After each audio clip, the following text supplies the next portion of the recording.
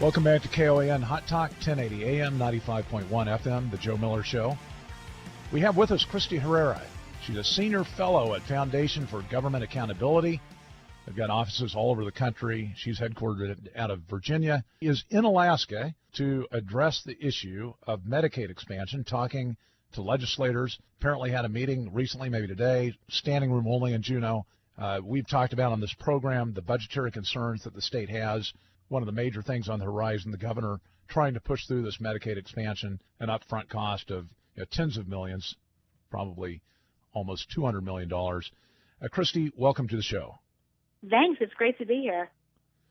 So you've been studying Medicaid expansions, I'm sure not just in Alaska, but all over the country.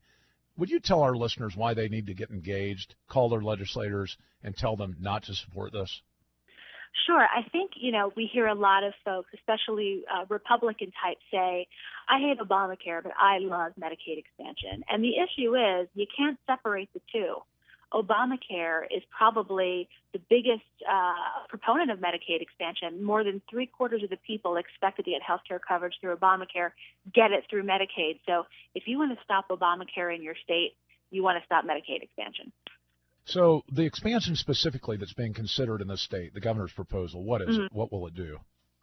Well, it would expand Medicaid welfare benefits to 40,000 able-bodied working-age adults without any dependent children and without any disability. So let me say again, these are folks who can do for themselves, that are not working. Many of them don't have a job, aren't looking for a job, and now we are going to give these folks Medicaid welfare benefits. These are people who don't qualify for welfare cash assistance. They don't get long-term food stamps, but this is really why Medicaid expansion is the big issue of our day, is because you are entering in a whole new generation onto government dependence. So 40,000, and of course, the provision of Medicaid services is contingent on them staying unemployed or with very low income, right?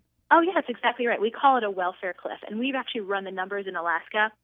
If Alaska expands Medicaid, the cost of earning an extra dollar to cycle off of the Medicaid program means that you are faced with $800 more to pay for your health insurance coverage. Who's going to take the extra shift? Who's going to work the extra hour? Because they know if I earn an extra dollar and get off of Medicaid, I'm going to be faced with a lot more health care costs. There's no way in their right mind someone would do that. And that's why we see the Congressional Budget Office, all kinds of studies from all over the country say, when you expand Medicaid, you discourage work. So the best thing to do is get folks a good job. Where is that fiscal cliff for a family of four in Alaska? I can tell you for an individual, it's $20,120. In Alaska, that's the most you can make if Alaska expands Medicaid and still stay on the program. You earn $20,121. You don't become Medicaid eligible, and you get your health care on the exchange, and that's when you're faced with tons of costs. So we call it a welfare cliff, and absolutely, it traps people in poverty. So, a lot of those on the left and maybe even some Republicans are saying, we got to do this because if not, we're going to lose all that federal money. No. Like hundreds of million. Like, what is it, a 5-to-1 ratio or something like that the first year? Yeah, I mean, I'm sure if you look in every cabinet and drawer in Washington, D.C., you will not find Alaska's tax money that you send to Washington. There's an $18 trillion debt. There's nothing to bring back. The cupboards are bare. So we know that Medicaid expansion means deficit finance, federal spending, bore on the backs of our kids and grandkids. Quite simple. Well, and we even know that this program, right? I mean, in the next several years, I mean, the shifting of the cost burden is going to occur from the federal to the state government over time, right? Oh, yeah, and that's the really sinister part about Obamacare. And you remember when it was going through Congress and there was a lot of talk about how the bill was going to be scored by the CBO, how much it was going to cost. The reason why 3/4 of the people expect to gain health coverage of Obamacare do so through the Medicaid expansion is because the federal government knows it is cheaper for them to foist the cost onto the states rather than pick up all of the tab.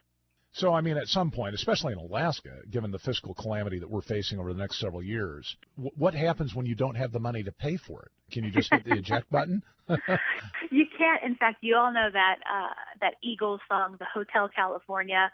You can check out anytime you like, but you can never leave. There is a theory. There's a theory that Medicaid expansion is like the Hotel California, that once states get in, they won't be able to get out. And the Obama administration says, well, we sent you a letter. We wrote it on a sticky note. We did guidance or rulemaking or FAQ saying that you can get out anytime. It's not in statute. And we know that once states get in, to the Medicaid expansion, they wholeheartedly give a big bear hug to the Obamacare statute, and that locks them into Medicaid expansion entirely. So how long have you been in Juneau working against this Medicaid expansion? I've been following the issue for a while from afar. This is my second trip to Juneau, fourth trip to Alaska over a number of years, and so it's something that I'm keeping a close eye on. The reason why I'm asking is to get kind of a pulse of where our legislators are on this issue. I mean, do you have an assessment what the state is going to do with respect to expansion? I really don't. My sole focus in coming here is to show what has happened in other states that have done the Medicaid expansion that I went through. They did it in Arkansas. It's been a disaster. Iowa asked for a lot. They got no flexibility from the federal government. Even the much vaulted Mike Pence Medicaid expansion in Indiana is not all it's cracked up to be. So that was my main goal, is to kind of show folks what's going on around the country and hope that people look at those state examples and say, let's not make the same mistake here. We've got less than 30 seconds left. How can people contact you if they have additional questions or find out more information on this important issue? It's thefga.org or uncoverobamacare.com. Fantastic. Well, Christie, we really appreciate what you're doing here in Alaska to alert people to the problems that the Medicaid expansion has. I hope that you convince lots of legislators to make a stand against this. With the standing room only meeting apparently that you had today in Juneau, it sounds like you're moving in the correct direction. We appreciate having you here. Keep up the good work. Thanks, Joe. Stay with the Joe Miller Show. We have more great guests after the top of the hour.